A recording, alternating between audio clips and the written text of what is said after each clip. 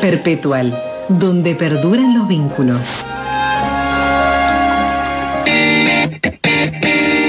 El próximo lunes, en calle Santiago del Estero al 1024, va a ser presentado el libro Evo, Operación Rescate, escrito por Alfredo Serrano Mansilla. Serrano Mansilla es economista español, pero además es titular de la CELAC, un gran conocedor de la realidad latinoamericana, así que concurren varios temas para charlar con Alfredo, a quien saludamos en la mañana de Así Son las Cosas. Guillermo Jeremías junto a Florencia Egarza, un gusto. Nicolás Chetán también nos acompaña en la mesa de trabajo. ¿Cómo va, Alfredo? ¿Qué tal? Buenos días, un gusto también estar ahí con vosotros y vosotras. Bueno, viene a un territorio conocido el próximo lunes porque ha estado varias veces por Río Cuarto y también en Alpa Corral, así que viene casi, no digo a su pavo chico, pero a un lugar que no le es extraño. Sí, tal cual, es un poco casa, me siento cuando voy allá, siempre me siento en casa por los amigos que uno tiene en aquella ciudad. Bueno, hoy es un día de muchas acciones concurrentes que nos gustaría hablar. Por supuesto vamos a hablar de su libro que presentará el próximo lunes, pero la primera lectura que le quiero pedir respecto de esta pulseada de Argentina con el fondo, ¿la está ganando o la está perdiendo desde su punto de vista, Alfredo? Esto lo vamos a ver, creo que en los próximos meses, semanas, años. Creo que es difícil hoy hacer previsiones de lo que pueda generar en consecuencia. Sí sabemos hacia atrás que ninguno de los acuerdos que se habían realizado en estos años con cualquiera de los países que fuere no fueron satisfactorios. Estos son resultados hacia atrás. Es verdad que hay singularidades y particularidades del acuerdo, que hay singularidades y particularidades de la coyuntura, y creo que es muy difícil a día de hoy hacer prospectiva. Lo que bien es cierto es que es un día en el cual se ha dado un paso importante en determinar cuál va a ser las relaciones con un organismo multilateral con una fuerte influencia en el día a día de la política económica argentina, que evidentemente no es de ahora, sino esto ya se viene dando, con lo cual es una continuidad en ese sentido. Y yo me imagino que parte de los que aprobaron el acuerdo confían en que pueden cambiar ciertas condiciones de juego, y muchos de los que votaron en contra estarán creyendo que es imposible, como bien decías tú, voltear un poco el pulso al Fondo Monetario, porque suele ser muy rígido cada vez que ha intervenido en cualquier lugar, tanto históricamente como recientemente. Es difícil, no creo que sea tan maniqueo ni baladí la lectura de las consecuencias, pero desde mi perspectiva no es un día, hubiera sido cual fuera el resultado, para estar contento, porque creo que la situación es extremadamente compleja. Es un pago que cuando uno lo pone en lápiz y papel de cuánto hay que pagar en los próximos años, décadas, asumando no solo la deuda con el Fondo Monetario, sino con acreedores privados, con otros multilaterales, realmente, como dirían algunos, pragmáticamente se hace inviable poder pagar esas cantidades en los próximos 10, 15 años, y solo hay que sumar y restar. Prácticamente no hay que hacer nada para darse cuenta de eso. Alfredo, usted conoce, tal vez como pocos de quienes habitan en esta Argentina o la transitan frecuentemente, el escenario latinoamericano. ¿Es tan traumática la relación en otros países con el fondo como lo es en Argentina? Y si no lo es, ¿por qué en Argentina tenemos estas relaciones? ¿Porque somos un terreno apetecible para las finanzas? ¿Porque nuestra actitud pendular de ir hacia un lado hacia el otro, los organismos internacionales, sobre todo el mundo financiero, se aprovecha de eso? Bueno, en América Latina hay muchísimas experiencias de relación con el Fondo Monetario. La última, más reciente, seguramente tan relevante como la Argentina, quizá menos conocida acá, es la que tiene Ecuador. Es un país que hoy en día está firmando y acordando reformas laborales y reformas tributarias dictaminadas por el Fondo Monetario Internacional. Ha habido un gran préstamo en los últimos años, fundamentalmente con el gobierno de Lenin, que le ha dado continuidad del gobierno de Guillermo Lasso. Hay casos de todo tipo. Fíjate que el caso boliviano es el contraejemplo, porque el actual presidente Luis Arce se negó a seguir recibiendo el préstamo contraído por la anterior presidenta de facto, Yanine Áñez, y quiso dejar de seguir recibiendo precisamente para rediscutir esto. Efectivamente creo que Argentina, cuando uno mira los números, el porcentaje de fondos destinado a la Argentina, no solo ahora, sino a lo largo de las últimas décadas, no tiene parangón en la región. Se asemeja a países como Grecia, quizás Portugal en algún momento, algunos otros países. La propia Ucrania, de hecho, de la que ahora tanto se habla, tiene un acuerdo con el Fondo Monetario bien significativo de los últimos años, y depende de múltiples factores que creo que muchos son ya muy conocidos, y entre ellos es esta dependencia permanente para esta deuda que deja de ser externa para ser casi eterna ya. Bueno, hay que cambiarle el nombre para usted, Alfredo.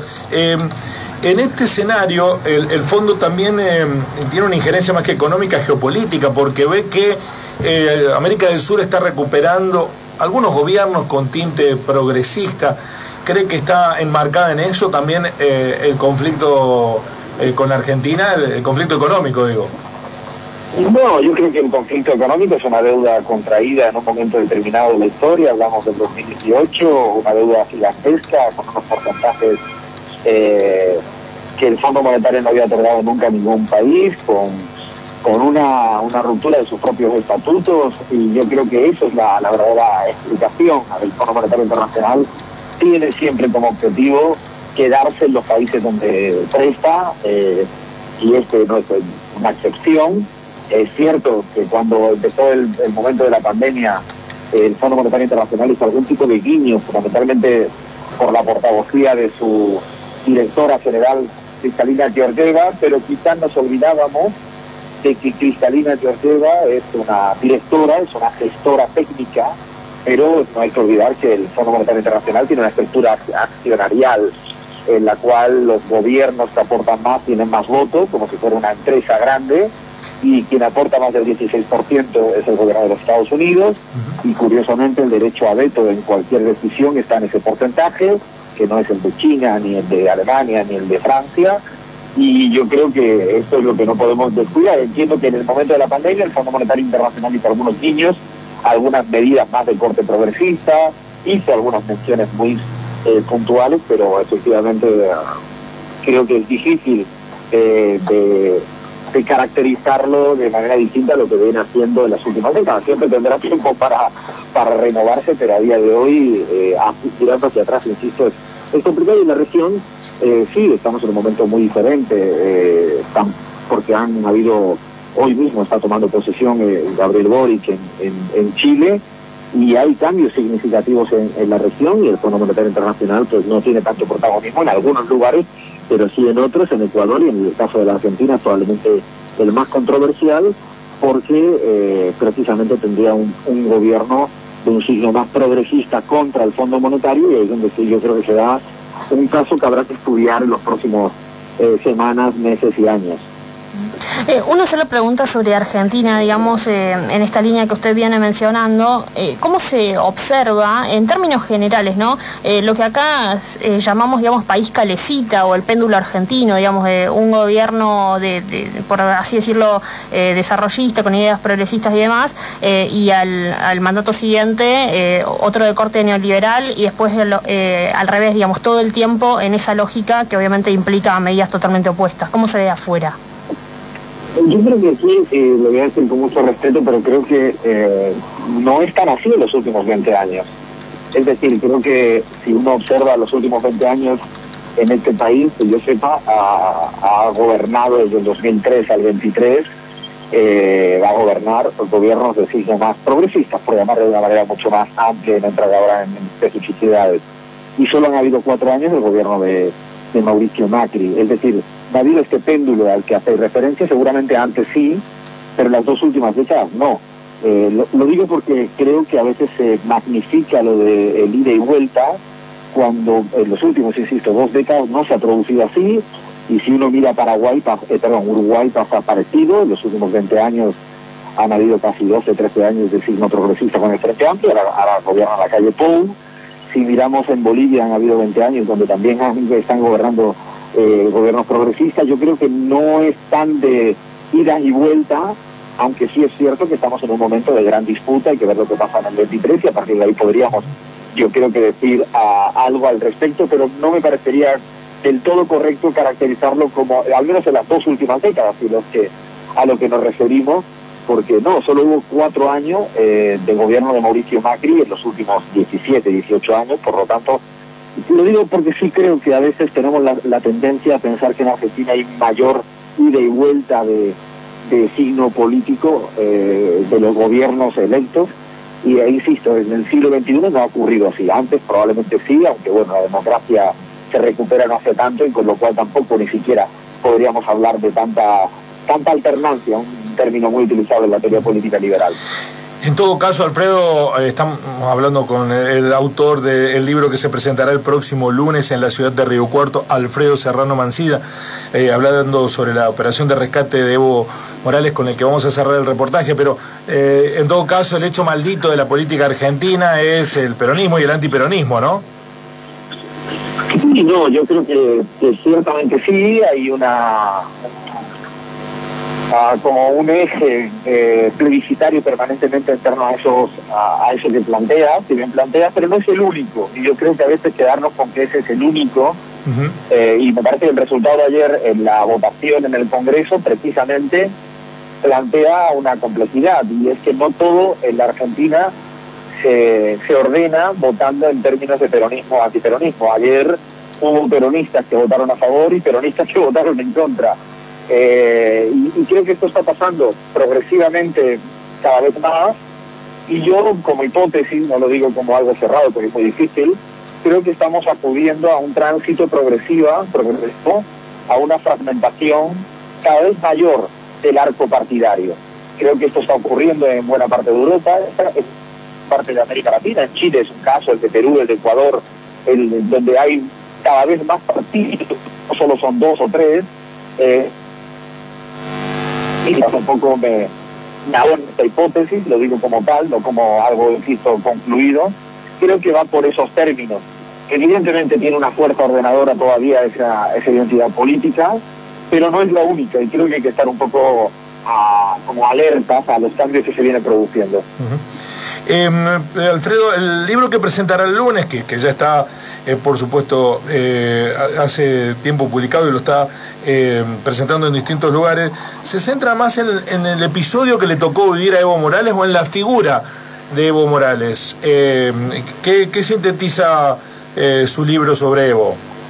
El libro es una novela que parece ficción, pero fue realidad, y además está contada incluso en un tono casi thriller, porque fue un thriller. Y no, evidentemente la figura de Evo Morales es protagónica en el libro, pero se da, yo creo que hay muchos actores, mucha gente de la política, de la geopolítica, hay muchas cosas entre bambalinas que ocurrieron en ese año, desde que se le da el golpe de Estado a Evo hasta que regresa un año después, del 10 de noviembre del 19 al 10 de noviembre del año 2020, y ocurrieron cosas con un protagonismo del gobierno saliente y entrante en ese momento de Argentina, del gobierno de México, de mucha gente que no tiene seguidores en Twitter, que estuvo muy protagónica, con mucha generosidad y mucha solidaridad, y además tiene una particularidad que es, creo que un atractivo, que es la desclasificación de todos los WhatsApp. O sea, están las capturas de pantalla, los diálogos de WhatsApp entre presidentes, ministros, dirigentes, militantes, al más alto nivel posible. Y yo creo que eso permite de alguna manera ver la complejidad que siempre que existe un hecho de política internacional, que uno no conoce todo lo que ocurre entre telones. De hecho, estoy seguro que esto que está ocurriendo con el Fondo Monetario tiene infinitas aristas que no vemos. Bueno, en esa oportunidad yo pude ir en primera persona, y entonces fui contando, relatando todo ese periplo del rescate a Evo, que pasó por situaciones macronianas inéditas, para reírse y para llorar, y luego el periplo en México, la vuelta a Argentina, la llegada el regreso, el retorno a Bolivia. Yo creo que es interesante para el que le guste la política, pero también como para el que le guste casi, insisto, las novelas de estas que son policiales, porque pasaron cosas que verdaderamente inéditas, y efectivamente es un año decisivo en la historia política latinoamericana. Estamos dialogando con Alfredo Serrano Mancilla. El lunes presentan aquí en la ciudad de Río Cuarto su libro. Lo último, le pregunto, Alfredo, ¿qué lo subyuga tanto de América Latina? ¿Se había aburrido de la normalidad europea, española? Bueno, ahora está, como decimos los argentinos, se ha picado la política española, pero ¿qué le atrapa tanto de América Latina? Bueno, yo creo que es un continente, una región en movimiento y hay una alta tensión en la política latinoamericana, es decir, siempre hay debates y discusiones que se dan permanentemente. Creo que, aunque es cierto que la política europea hay niveles de bienestar altísimos, es interesantísima también, pero creo que en la región hay un desafío permanente, una discusión, una resignificación de las categorías, de lo que ocurre, de lo que no ocurre, y yo creo que es sumamente apasionante, y además tiene una gran riqueza de debates, hay una gran valentía por parte de los proyectos políticos que no se encuentran en otros lugares. Bueno, al final se dan situaciones también personales que le hacen ir vinculándose cada vez más con esta región, que además no viene de ahora y bueno, efectivamente además hay una gran variedad. No es lo mismo estar en la Argentina que cuando uno debate Bolivia o cuando está en México. Creo que en Europa se ha homogeneizado más los debates políticos, también con sus diferencias, y en América Latina yo creo que se da un epicentro de transformaciones, que me parece que el caso boliviano o el caso incluso argentino durante muchos años eran lugares donde el mundo miraba más para acá de lo que ocurría en Europa, porque había una gran parálisis en todas las discusiones políticas. Así que bueno, en ese sentido al final me quedé, aunque siga yendo a España de vez en cuando. Alfredo, muchísimas gracias, y el lunes estaremos a las 17 ahí en el Viejo Cook escuchando la historia de Evo Operación Rescate. Muy amable por estos minutos y este análisis.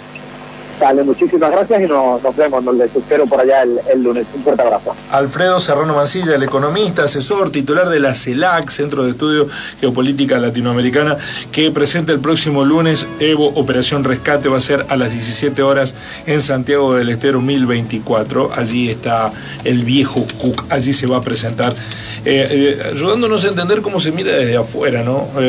El continente latinoamericano.